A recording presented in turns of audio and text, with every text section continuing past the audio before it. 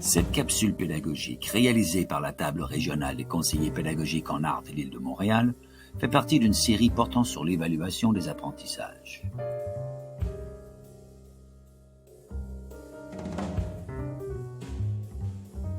Le but de cette capsule est d'harmoniser notre vision globale de l'évaluation des apprentissages et de répondre aux interrogations les plus fréquentes. Depuis 2011, nous devons obligatoirement utiliser le cadre d'évaluation des apprentissages au primaire qui définit les critères sur lesquels l'enseignant doit s'appuyer pour évaluer les réalisations des élèves. Les 3 compétences évaluées en art dramatique sont inventer des séquences dramatiques, interpréter des séquences dramatiques, apprécier des œuvres théâtrales, ses réalisations et celles de ses camarades. La compétence 1, inventer, permet à l'élève de développer sa créativité tout en se familiarisant avec les concepts et les notions. Inventer signifie jouer sa création tout en faisant des choix qui traduisent sa personnalité, son vécu et ses aspirations.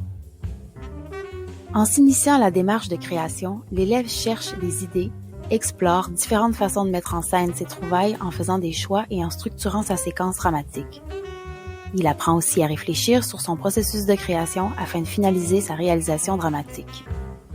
Pour évaluer cette compétence, il faut se référer au cadre d'évaluation présenté au début de cette capsule. Par exemple, pour évaluer une réalisation, on pourrait choisir le critère efficacité de l'utilisation des connaissances liées aux éléments de technique et au mode de théâtralisation. Plus précisément, en jeu clownesque par exemple, on pourrait évaluer l'utilisation de la répétition et de l'exagération, ainsi que l'aménagement de l'aire de jeu. Ces éléments sont issus de la progression des apprentissages. La compétence 2, interpréter, permet à l'élève de jouer l'œuvre d'un auteur. Il essaie de comprendre le sens du texte, les caractéristiques du personnage et son rôle dans l'action. Il explore différentes façons de mettre en scène l'œuvre, de présenter son personnage et de jouer. Il n'est pas nécessaire d'utiliser un texte dramatique. Cela peut être un canevas, un conte, une fable. L'auteur peut aussi être un élève de la classe.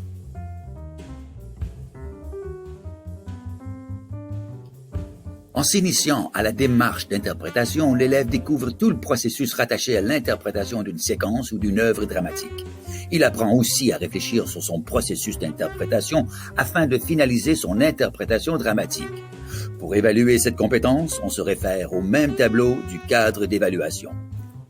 Pour évaluer une réalisation, on pourrait choisir le critère respect des caractéristiques de la séquence dramatique.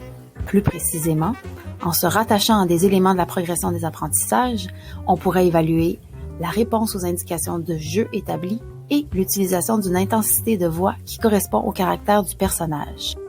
La compétence 3, apprécier, permet à l'élève d'exprimer ses impressions et son point de vue. En s'initiant à la démarche d'appréciation, l'élève découvre tout le processus rattaché à l'appréciation d'une séquence ou d'une œuvre dramatique.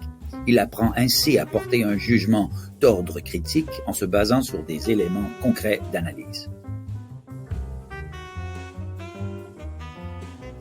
Selon le cadre d'évaluation, il faut évaluer la pertinence de l'appréciation des élèves.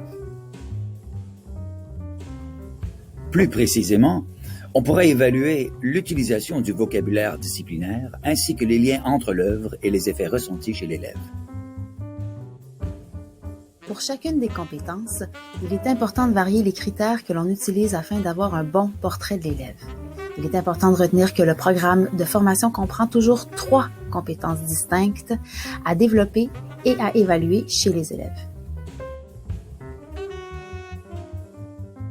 Pour connaître les principes généraux en évaluation, n'oubliez pas de visionner aussi la première capsule sur l'évaluation.